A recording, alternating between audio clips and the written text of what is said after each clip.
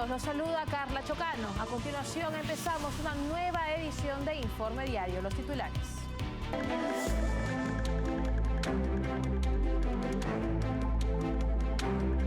En Estados Unidos, la administración Trump congeló más de 2.200 millones de dólares a la Universidad de Harvard tras su negativa a cumplir medidas contra el antisemitismo.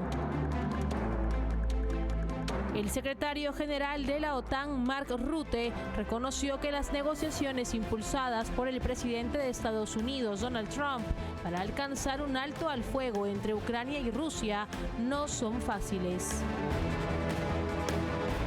Una masacre en Sudán deja más de 500 muertos en un campamento de desplazados.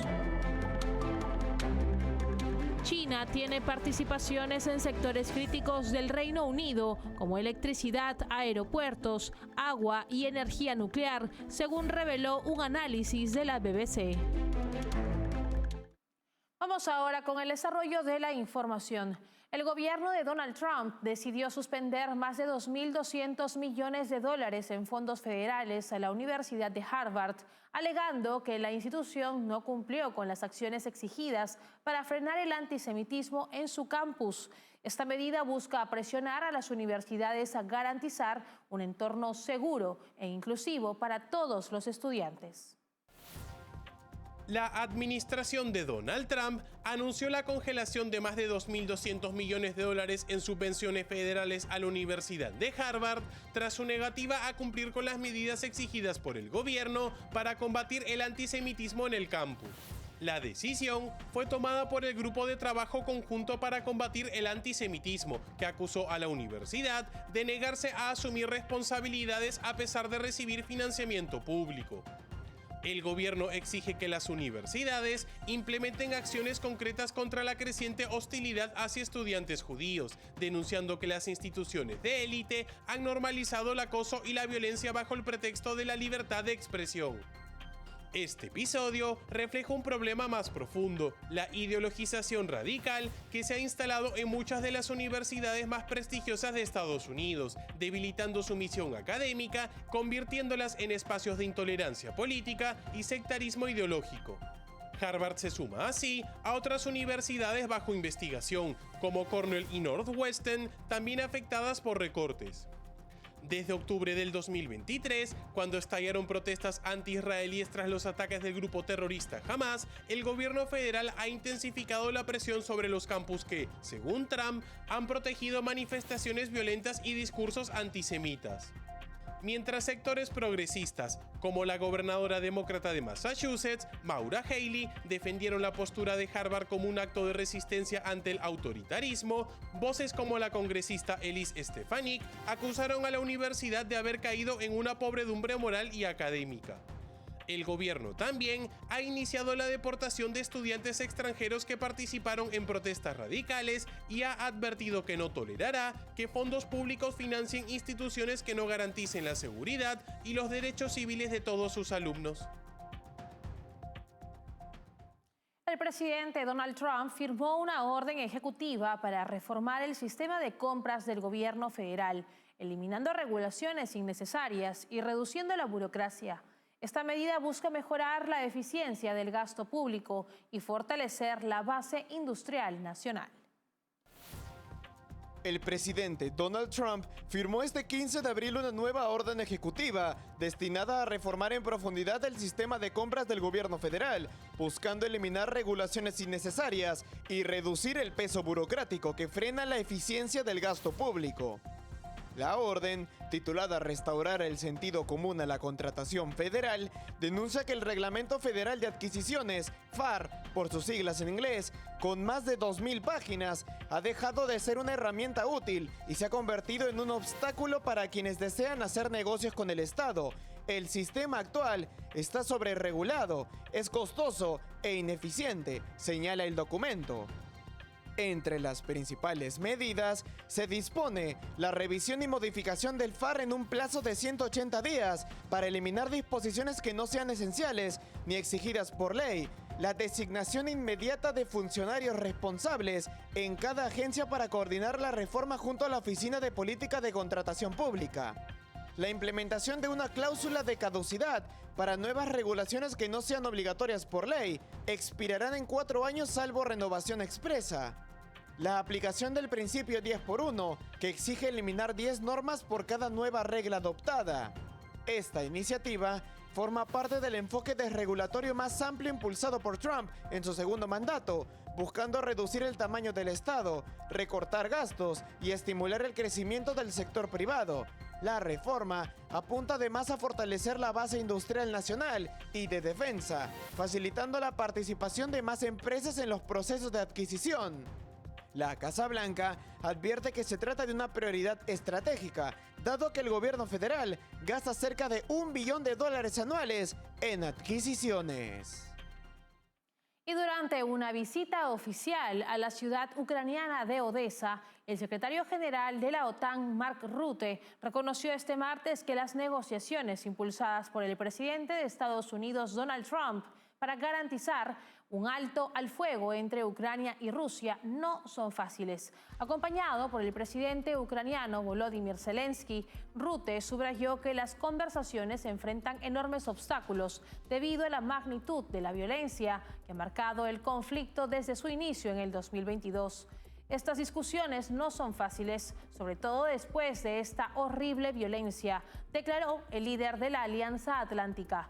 No obstante, Rutte remarcó el respaldo de los aliados occidentales a los intentos de Washington por poner fin a la guerra. Todos apoyamos los esfuerzos del presidente Trump por la paz, dijo en una muestra de unidad frente a uno de los conflictos más prolongados y destructivos de la actualidad. El viaje del secretario general de la OTAN a Ucrania, en un contexto de creciente presión internacional para alcanzar una solución negociada, refuerza el mensaje de apoyo político y militar a Kiev. Por su parte, Zelensky reiteró que cualquier acuerdo de alto al fuego debe garantizar la integridad territorial de Ucrania y el retiro de las tropas rusas. A pesar de la complejidad del escenario, los recientes gestos diplomáticos abren una pequeña ventana a la posibilidad de un cese de hostilidades, aunque todavía sin señales claras de voluntad por parte del Kremlin. Y ahora les contamos que en el programa En Contexto de TV Libertad, el investigador y analista político Hugo Hacha cuestionó el acercamiento del gobierno de Pedro Sánchez con China. Hacha señaló que el régimen de Beijing no figura entre los principales socios comerciales del país. Para Hacha, se trata de una decisión ideológica y personal que no responde a los intereses de España ni de sus ciudadanos. Escuchemos. Los propios representantes españoles no podían explicar a ciencia cierta cuál es la motivación que lleva al señor Sánchez a hacer esto. Si es el tema de las tarifas, la señora von der Leyen ya dijo que está dispuesta a encarar un sistema de tarifas cero como la relación mutua entre la Unión y los Estados Unidos. Al mismo tiempo, el aspecto militar de la eurozona, plasmado en la Organización del Tratado del Atlántico Norte, trata de persuadir a los Estados Unidos de no abandonar su posición de elemento central de la ecuación de la seguridad europea. Mientras esto sucede, el señor Sánchez no solamente se va a Beijing, no solamente se presenta como él, con mayúsculas, valedor de China en la región, lo hace en un marco curioso. Cuando tú miras los principales socios financieros, comerciales de España, China no aparece en los primeros lugares. En los primeros lugares, lógicamente, hay países de la eurozona. El primer país fuera de la eurozona son los Estados Unidos. Y la relación bilateral de comercio con China es todavía más curiosa. El encargado de negocios de la Embajada de China en Madrid decía: debemos celebrar que se intercambian más de 47 billones de euros. Correcto, pero más del 80% de ese intercambio son productos que la China le vende a España, ¿no es cierto? Entonces, ni siquiera es una relación balanceada.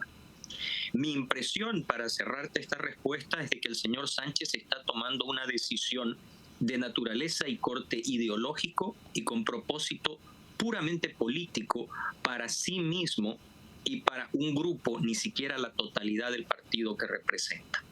Creo que es una apuesta de alto riesgo por todos los factores anteriormente mencionados y que merece un análisis porque no sirve a los intereses de España y los españoles. Por otro lado, el reciente caso de la siderúrgica de Scunthorpe, que estuvo bajo control de la estatal china Jinye Steel, ha vuelto a encender las alarmas sobre el alcance de las inversiones chinas en sectores estratégicos del Reino Unido. Según un análisis de la BBC, aunque las cifras oficiales reportan unos 4.300 millones en inversión china en el 2023, estimaciones independientes elevan este monto a más de 82.000 millones acumulados desde el 2005, lo que posiciona a Reino Unido como el tercer destino global de capital chino, después de Estados Unidos y Australia. Estas inversiones incluyen sectores críticos como energía, transporte y telecomunicaciones. El Estado chino posee, por ejemplo, el 10% del aeropuerto de Heathrow, controla la infraestructura eléctrica del sureste de Inglaterra a través de UK Power Networks y conserva participaciones importantes en centrales nucleares como Hinkley Point C y Bradwell B. También participa en almacenamiento energético, distribución de agua y parques eólicos.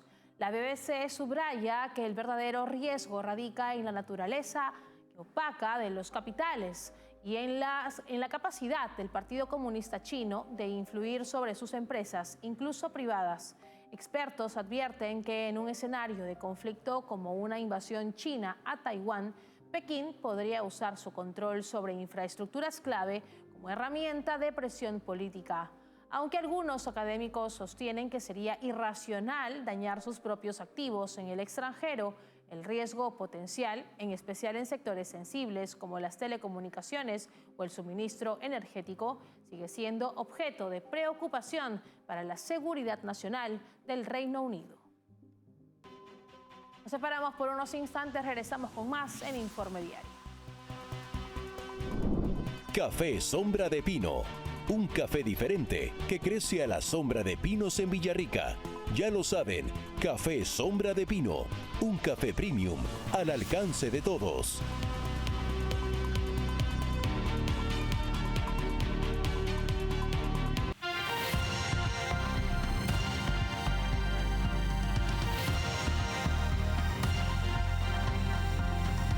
Estamos de regreso en Informe Diario. El índice de inflación del Reino Unido cayó más de lo esperado en marzo, situándose en 2.6% frente al 2.8% de febrero. La baja se atribuye principalmente a la caída de precio de la gasolina, que descendió 1.6 peniques por litro en promedio, hasta ubicarse en 137.5 peniques. También contribuyeron rubros como juguetes, juegos y actividades recreativas, según datos de la Oficina Nacional de Estadísticas. Sin embargo, los analistas advierten que esta mejora podría ser efímera. Se espera un repunte inflacionario a partir de abril, impulsado por el aumento de las facturas de servicios y los costos operativos para las empresas. La canciller del Tesoro, Rachel Reeves, calificó las cifras como alentadoras, pero reconoció que aún queda mucho por hacer. Por su parte, el ministro de Hacienda en la sombra, Mel Stride, acusó al gobierno laborista de tomar decisiones que mantienen la inflación alta por más tiempo. La caída actual podría generar presión sobre el Banco de Inglaterra para considerar un recorte de los tipos de interés el próximo mes.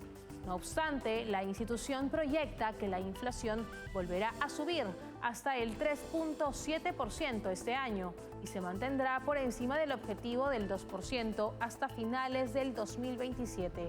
Sin embargo, queda por ver si ese pronóstico se cumplirá o si la inflación subirá o si seguirá respondiendo al precio de los combustibles. La Corte Suprema del Reino Unido dictaminó este miércoles que la palabra mujer, según lo establecido en la Ley de Igualdad de 2010, debe entenderse como una referencia al sexo biológico, no a la identidad de género. Este fallo, de carácter unánime, se produjo tras una apelación del grupo For Women Scotland, que había cuestionado una normativa del gobierno escocés. La disputa legal comenzó cuando las autoridades escocesas emitieron una guía en el 2018 que permitía contar a mujeres trans con certificado de reconocimiento de género como parte de la cuota femenina en los directorios del sector público. for Women Scotland alegó que esta interpretación violaba el propósito de la ley al basarse en identidad de género en lugar de sexo biológico. Tras haber perdido en instancias inferiores, el grupo llevó su caso al máximo tribunal, que finalmente les dio la razón. La decisión unánime de esta corte es que los términos mujer y sexo en la Ley de Igualdad de 2010 se refieren a mujer biológica y sexo biológico, afirmó el juez Patrick Hodge, vicepresidente de la corte. El fallo fue recibido con aplausos fuera del tribunal, donde representantes del grupo celebraron la resolución como una victoria para la claridad legal y la protección de espacios de un solo sexo en sectores sensibles como salud, deporte y servicios sociales. Este fallo marca un precedente jurídico clave sobre cómo se aplican las categorías legales sobre sexo y género en el Reino Unido. Y en otras noticias, el reciente ataque al campamento de desplazados de Zamzam en el oeste de Sudán ha dejado al menos 500 muertos, marcando uno de los episodios más atroces del conflicto entre el ejército sudanés y la milicia Fuerzas de Apoyo Rápido. Este hecho no solo profundiza la crisis humanitaria interna, sino que amenaza con desestabilizar aún más a toda la región del Sahel. Al menos 500 personas murieron tras un ataque masivo contra el campamento de Zamzam, ubicado en el oeste de Sudán, perpetrado por la milicia Fuerzas de Apoyo Rápido. El hecho ocurrió el 12 de abril y ha sido descrito por trabajadores humanitarios como una de las peores matanzas en los 2 años de guerra civil que enfrenta al ejército sudanés y esta milicia rebelde. Zamzam es uno de los mayores campamentos de desplazados del país, ubicado en la región de Darfur. Allí vivían cientos de miles de civiles que habían huido del conflicto. Según testigos, el ataque incluyó ejecuciones, incendios provocados y saqueos. Entre las víctimas están los 10 miembros del equipo médico de la ONG estadounidense Relief International, que operaba la única clínica activa del lugar. La guerra en Sudán estalló en el 2023, cuando el jefe militar Abdel Fattah al-Burhan y su ex aliado el comandante de la RSF, Mohamed Hamdan Dagalo, entraron en disputa por el poder. Las fuerzas de apoyo rápido, con historial de violencia contra minorías étnicas desde los años 2000, ha sido acusada de crímenes de guerra. Estados Unidos calificó el ataque como una escalada inaceptable y advirtió que los responsables deben rendir cuentas. El ataque se produce tras el retiro de la RSF de la capital Jartum, lo que sugiere que estaría buscando consolidar su control en Darfur. Las implicancias geopolíticas son profundas. El conflicto, que enfrenta al general al-Burhan y al comandante de la RSF, Mohamed Hamdan Dagalo, ha dividido Sudán y ha traído actores externos. Irán apoya al ejército regular y Emiratos Árabes Unidos a la Fuerza de Apoyo Rápido. Para Occidente, este nuevo foco de violencia étnica amenaza con desestabilizar la región del Sahel y abrir la puerta a una crisis humanitaria aún mayor. Cumplimos con una breve pausa comercial. Regresamos enseguida con lo último. Café Sombra de Pino. Un café diferente que crece a la sombra de pinos en Villarrica. Ya lo saben, Café Sombra de Pino. Un café premium al alcance de todos.